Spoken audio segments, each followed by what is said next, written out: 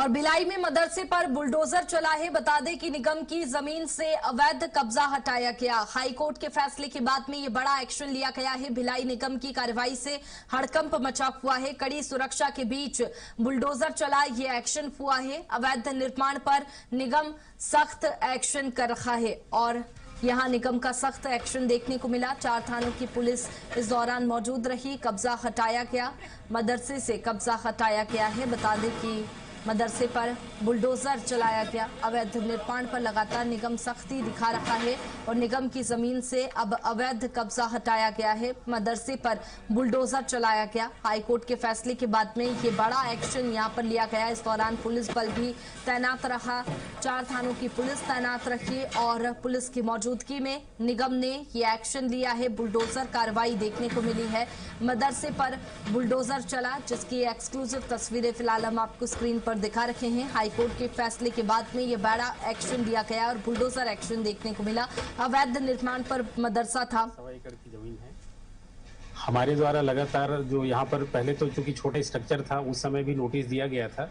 ये शासकीय संपत्ति है, नगर निगम की संपत्ति है और इस पे आप लोग जो भी संचालित कर रहे हैं बंद कर दें और आप लोग यहाँ को खाली कर दें।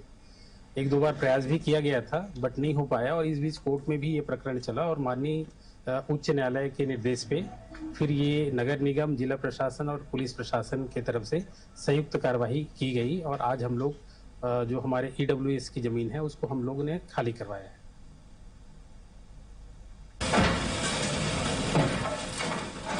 और ज्यादा जानकारी के साथ आशीष हमारे साथ में फोन लाइन पर जुड़ गए हैं। आशीष, फिलहाल कार्रवाई देखने को मिली है, बुलडोजर एक्शन हुआ, क्या कुछ इस दौरान हुआ है?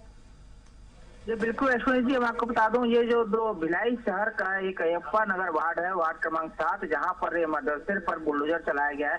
हालांकि मैं बता दूं, भाजपा सरकार आने के बाद ये बात साफ हो गई थी कि जितने भी अवैध कब्जे हैं वहां पर बुलडोजर चलेगा और ये चीजें सामने लगातार होती हुई दिखाई दी है। और आज का जो मामला हम आपको बता रहे हैं, ये भिलाई नगर का मामला है, जहाँ पर 2014 में इस मामले को लेकर के हाईकोर्ट में भी जो बातें हुई थी, जो कागज प्रस्तुत किया गया था अतिक्रमण को लेकर के।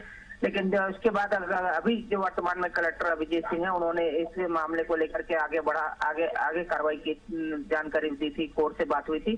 तो हाईकोर्ट ने इसमें निर्देश के आधार पर ये जो पूरा है अपना ये अयप्पा नगर के पास में जो मदरसे के साथ में 3-4 घर और भी तोड़े गए थे। खासतौर पर मदरसा जो है EWS की जमीन में सरकारी जमीन बना था, कई बार उसको नोटिस भी दिया गया था, लेकिन इसके बाद भी अभी तक उनके तरफ से कोई मामला बातें सामने नहीं आई थी। लेकिन अब जब हाईकोर्ट से निर्देश मिलने के बाद भिलाई नगर की टीम है, थानों की टीम है और आसपास जो है तहसीलदार है, DM वगैरह है, जो है मौके पर पहुंच करके इस पूरे अतिक्रमण को वहां से बुलडोजर के माध्यम से उसको हटाया गया है। पूरा जगह खत्म हटाया गया है। मदरसे के जो जगह है, मदरसे को तोड़ करके और आसपास कई घरों को जो अवैध अतिक्रमण में थे उसको भी तोड़ा गया है। एक बड़ा मामला सामने आया है और एक तरह से पूरी कार्रवाई सुनिश्चित हुई है। 2014 के से लगातार ये मामले सामने आ रहे थे कि लगातार बात चल रही थी, जब हाईकोर्ट में केस चल रहा था, उसके बाद अभी जाकर के ये पूरा। बिल्कुल, देखिए आशीष, हाईकोर्ट के फैसले के बाद में ये एक्शन तो लिया गया, लेकिन किसी पक्ष की नाराजगी से लेकर के देखने को मिली जब ये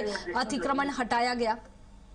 देखिए क्या होता है, वैसे ही कोई भी अतिक्रमण की अगर हम बात कर लेते, पिछले 20-25 साल से अगर कोई अतिक्रमण करके कोई चीज मकान बना लेता है या कोई भी चीजें बना लेता है, तो वो उनके मन में ये रहता है कि हमने बना लिया तो हमारे कोई अतिक्रमण में नहीं आता। लेकिन ये जो सरकारी भूमि रहती है वो बाकायदा पटवारी के रजिस्टर में राजस्व में लिखित रहता है, सारा चीज रहता है, कहाँ का राजस्व भूमि है, कहाँ का EWS की जमीन है।